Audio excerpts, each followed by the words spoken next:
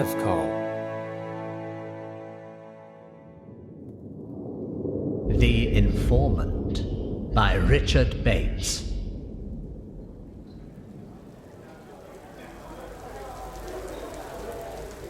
Yeah, Warren, you coming tonight, son?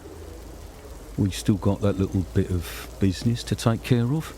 Or had you forgotten? Well, yeah, it's raining now, isn't it? Maybe next week? No, son, no, you're not chucking this one. Because if you do, you're going to be down the road for a long stretch. And that would be the end of something very beautiful, wouldn't it? Oh, come on, Sarge, don't start with that. Oh, well, you know what they do to grasses in the shovel. Yeah. Good lad. Terrific. See you about 9. And mine's the old gold watch when you get here. Oi, Kate. Put another one in here, love. So, you can leave the bottle with me.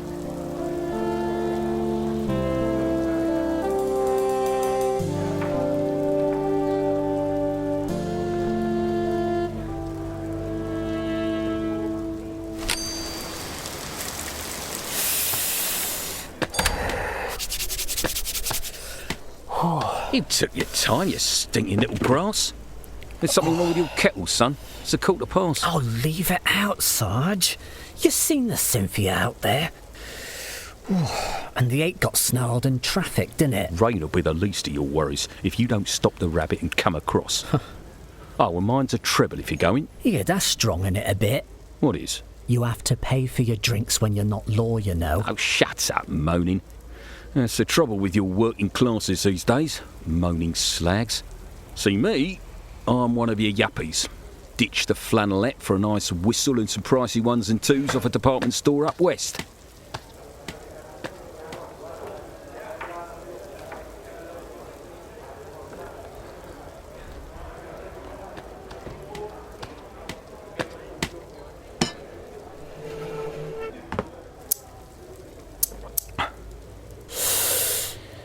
Now then, your ear's lower to the ground than mine nowadays. So, you were going to mumble sweet nothings in Michelle like about a blagging that's going down. Was I, Sarge? I can't say I recall. Well, that's what you said on the trumpet. When you called me at the nick this afternoon. All right, keep your voice down. Christ's sake, we don't need anyone else here, Wiggin. You've had your snout sniffing around in the dirt, and I want to know whose scent it's picked up. That's all I'm asking for. Well, seeing as how you've asked, you know there's this jeweller's on Ada Street. No.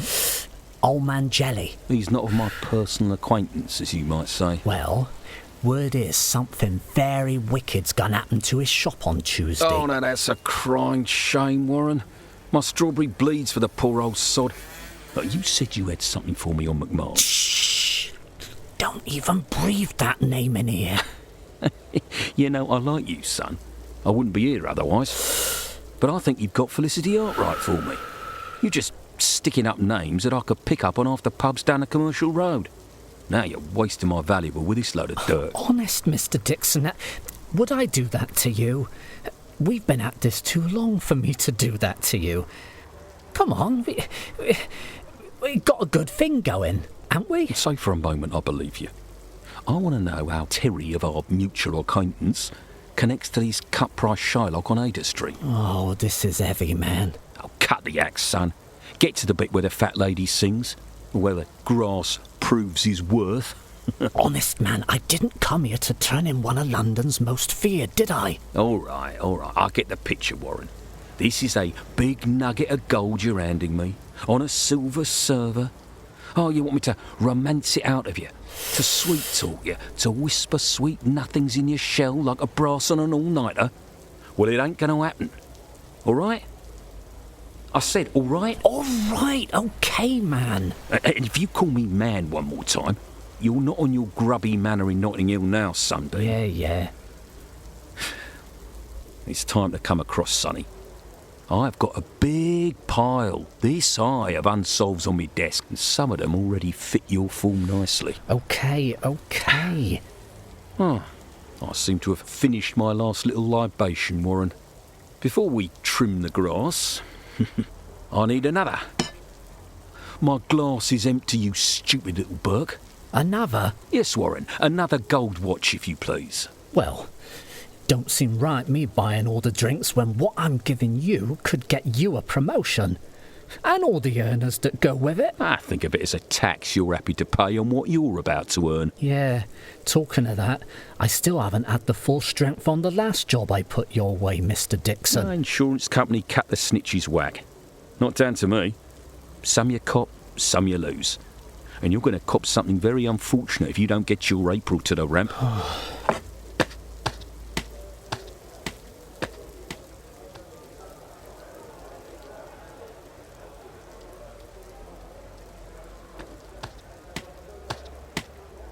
All right, Sarge. Oh, top-notch Warren. Glen Grass 88. The finest vintage they made, I hear. How'd you make with those faces I stuck up to you last week, then, eh? Not bad for a starter. You earned your keep. Now, tell me a tale of Terry Mack. Well, it's all hearsay at the moment, you know? No, son. I don't know. Well, see, the thing is, there's a lot of ifs and maybes, right? Word is the job on Ada Street is to fund a much bigger blag, see? Tell ain't got the kind of dosh he needs to put together a larger operation, so he's doing a nice easy one to get the readies together for the main event. All right. I'm listening. Well, fella I drink with on and off, more off than on since this job's been in the mix, has been asked by one of Tell's contractors to draw up the perfect getaway after they do the tom. Yeah, well, does this wheelman have a name then? Oh, you can't ask me to give you him and all. Not my style to squeal on the little guy anyways. You know that, Gov. Anyway, it's not wheels. Listen, he's got this bubble mate who lives direct behind the tom merchant on the next street, right? Rode him in for a percentage, you see. Well, they blag the tom and go straight through the back into his drum, sit out the heat and move it on later. Sweet as a nut. All right. If you're not going to give me the draftsman, does this amenable bubble have a name? Oh, I'm no good with Greek names. You still don't bother getting the English ones right. I might, just might, be able to swing it to drop your draftsman out of it. But the bubble's got to go. Well, I just hope I don't get eat my end on account of you lifting the geezer my mate told me about. Yeah, what's a stretch for receiving between friends? Couple of years? Do 1 year in stir, 1 year out. If he's got a clean slate, chances are the judge will suspend it. Oh, nice. I don't think he'll go a bundle on his liberty being, what's the word? Curtailed? Look, we need to cut to the chase now. I need the full strength right now, or no more little jobs are coming your way. Ever. All right. And I can feel my caseload of unsolves lightening as we fit a frame around your pretty boat. Well, the Tom on Ada Street is going for a walk Wednesday lunch. Broad daylight. Geezer still does half-day closing, so plan is they catch him on the way out. That's what I'm hearing. Yeah, from your nameless drinking china, I know. No need to labour it, son. Are you in it? In what, Mr. Dixon? Don't pull the wool, son. Are you or are you not in on the Ada Street job? No, Sarge. God's honest. God's honest, Mr. D. I ask because small-timers like you have been known to get greedy and do the job and then try and cop the insurance reward to ice their cake, if you will. Oh, now, would I do a thing like that to you, Mr. Dixon, eh?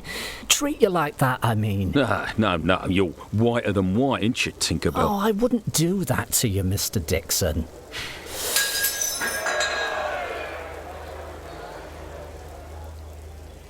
So, what kind of wickedness are we talking, For the main event, I mean. Not sure I follow you, Sarge. You know.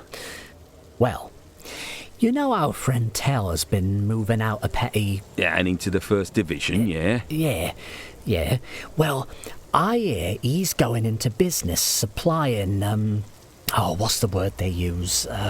Certain commodities, commodities they can't get legit to those ponces and flash whistles in the city of London these days. Careful, my son. You're talking to one such whistle now. Are we talking braces and brasses? No, not braces or brasses. Can you see Tell running a knocking shop? Perhaps not. Maybe a tasty little clip joint. That's more his mark. Well, it's naught to do with Chart Sarge. Word is he's moving into substances. That's what you lot call it anyway.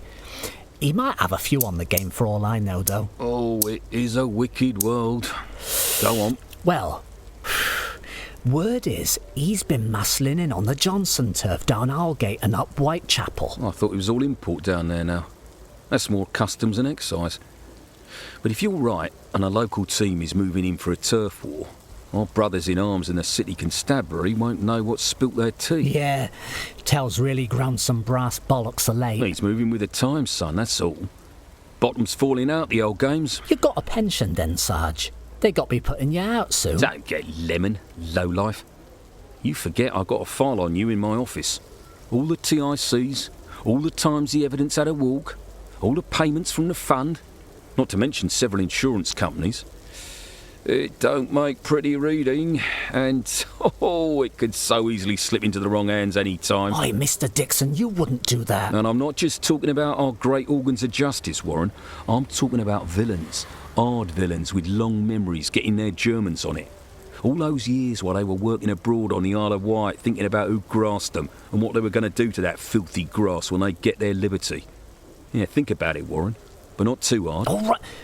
Here, the sort behind the ramps waving at you. That's Kay. Don't you be calling her a sort. Come in, love. Must be an important call. Well, you mind your own beeswax. You can get me another gold while I'm on the blower.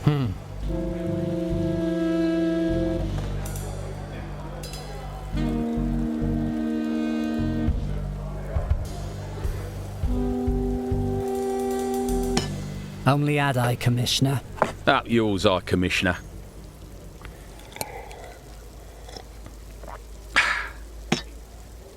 Look, I need a few guarantees before I can go any further, all right? Oh, yes, son. You've gone quite a long way as it is. Yeah, Mr. Dixon. First, I need you to drop me out of the Blag on Ada Street. So you are in it? No, did I say that? Look, I feel, seeing as how this is a big one, I'm owed a little bonus. Do I look like Brucey to you? Oh. I ain't got the chin, for one thing. Oh, come on, be fair, Mr. D. One thing I always am in our dealings is fair, Warren. I'm being fair and I'm getting bored. And what do you want, then? My file. You owe it me. The file you keep on me, amongst your other special friends, Sarge. Ah, you think it's worth that, do you? Yeah, I do. Well, I think it's worth at least a little consideration, don't you? Listen, I'm going to have to go away for a while after giving you this one. And you want some spending money for your jollies, huh? Tell me, what kind of consideration do you think Tell McMahon would give you? Oh, you can't keep putting that one on me, Mr. D. It's not fair. I'll tell you what's fair, Peaches, is you giving me the gen that puts a nasty slag like Tell McMahon in the shovel where he belongs. For good. All right, well, that's all I got for now, innit? Look, I got a meeting where they should cut me into more of it tomorrow. Can't be seen asking too many questions now, can I? Don't forget your luncheon vouchers then, Warren.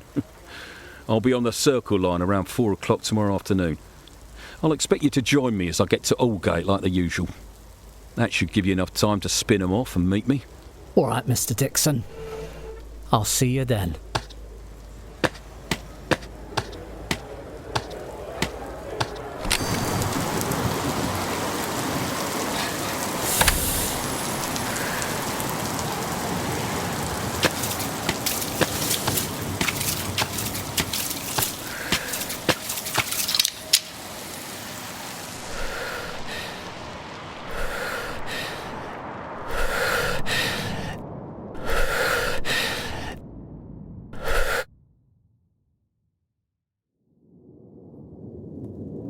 This was an Evcol Entertainment Clockwork Digital Studios original production, a part of the On Another Wavelength audio anthology series.